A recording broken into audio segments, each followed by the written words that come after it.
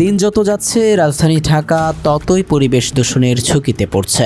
একদিকে নদীগুলো হারাচ্ছে তার স্বাভাবিক প্রবাহ, অন্যদিকে লেকগুলো হারাচ্ছে প্রাণ ও সৌন্দর্য। রাজধানীর অন্যতম নান্দনিক স্থান হিসেবে পরিচিত উত্তরা লেকও এখন মারাত্মক দূষণের শিকার। এই দূষিত পানির কারণে কিন্তু দূষিত বাতাসে দুর্গন্ধ ছড়াচ্ছে। এখানে অনেকেই আইসা 5 মিনিটের বেশি বসতে পারতেছে না। লেকটা আসলে দূষিত, পানি নোংরা হয়ে গেছে, এখানে আসলে গন্ধ আসে। এই দূষিত পানির কারণে পরিবেশের তো ভারসাম্য নষ্ট হচ্ছে এবং কোনো মাছ বা পানিতে যেই উদ্ভিদ প্রজাতিগুলো থাকে তারা নানা ধরনের সমস্যার ফেস করছে।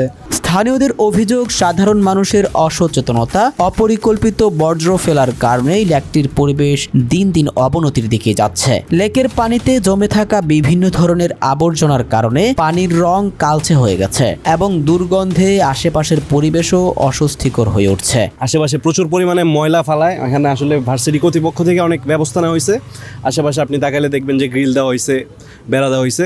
আবার অনেক সময় আমরা দেখতাম অনেক টোকাই আসতো এখানে, মানে বিভিন্ন ধরনের মাদক বলেন, এগুলো আগে ছিল, তবে কিছুটা কমছে এখন।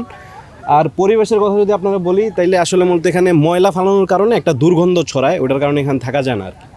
যদি এটা ভালো হতো, পানি পরিষ্কার থাকতো, তাহলে স্টুডেন্টরা এখানে আসলে বসতে পারতো, কারণ এখানে অনেকেই বসে। এখন দেখা গেছে ওই পাশ থেকে বা পিছন থেকে যদি অনেক মানুষ আসে, তখন হাঁটলে বা এখানে বসলে অনেক দুর্গন্ধ আসে।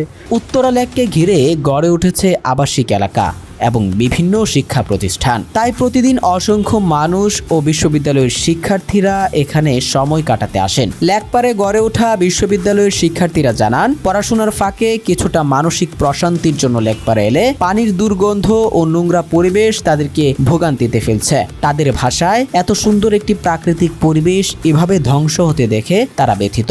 ক্লাস শেষে আসলে গার্লফ্রেন্ড নিয়ে বসার মতো ভার্সিটির আশেপাশে কোনো তেমন ভালো পরিবেশ নাই। এখন আমাদের রেস্টুরেন্টে যাইতে হচ্ছে গার্লফ্রেন্ড নিয়ে। ভার্সিটিতে আশেপাশে মানে ভালো পরিবেশ থাকলে, যেমন হচ্ছে লেকটা আর একটু পরিষ্কার থাকলে এখানেই বসে আড্ডা দেওয়া যেত। আমরা জানি লেক পাড়ের পাশে আমরা আসি কেন, একটু প্রশান্তির জন্য। আমরা যারা এখানে ভার্সিটির স্টুডেন্ট আছি, আমরা আমাদের বিরতির টাইমে এসে একটু বসি।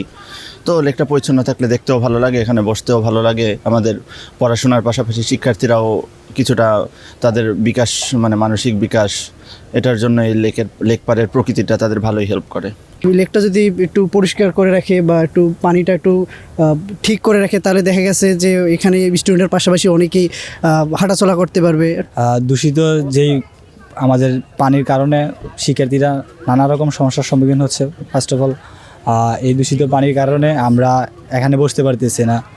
দুটা পাশাপাশি বিশ্ববিদ্যালয়, আমাদের শিক্ষার্থীরা যখন অবসর সময় সেখানে একটু টাইম স্পেন্ড করা বা গ্রুপ স্টাডির সময় লেকের পাড়ে বসে করা যাচ্ছে না। এখানে আমরা যারা ভার্সিটিতে পড়ি, মূলত আমাদের আড্ডা দেওয়ার জায়গা বলতে এখানে এই লেক পাড়টা আছে, আর সামনে আমাদের কিছু দোকানপাট আছে। মূলত রিফ্রেশমেন্টের জন্যই মূলত আমরা এখানে আসি। পরিবেশ সচেতন নাগরিকরা মনে করছেন, লেকের সৌন্দর্য ও পরিবেশ রক্ষায় সংশ্লিষ্ট কর্তৃপক্ষের কার্যকর উদ্যোগের পাশাপাশি জনসচেতনতা বৃদ্ধি অত্যন্ত জরুরি। অন্যথায় রাজধানীর এই গুরুত্বপূর্ণ জলধারাটি ভবিষ্যতে আরও বড় পরিবেশগত সংকটের মুখে পড়বে।